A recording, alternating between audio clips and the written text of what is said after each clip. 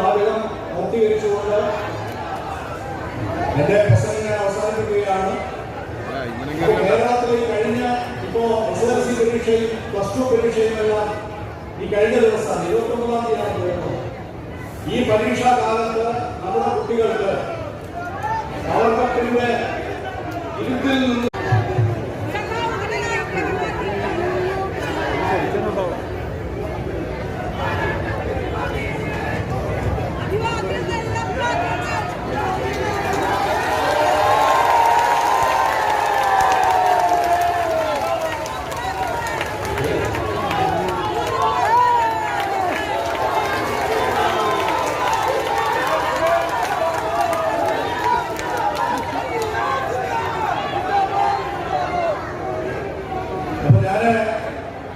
ഞാൻ പറഞ്ഞു വന്നതിന്റെ വാചകം പൂർത്തീകരിച്ചുകൊണ്ട്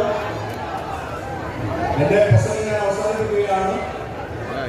കേരളത്തിൽ കഴിഞ്ഞ SSLC പരീക്ഷയും +2 പരീക്ഷയുമെല്ലാം ഈ കഴിഞ്ഞ ദിവസം 29-ാം തീയതിയാണ് വരുന്നത്. ഈ പരീക്ഷാ കാലത്ത് നമ്മുടെ കുട്ടികൾക്ക് അവരുടെ ഇരുട്ടിൽ നിന്ന്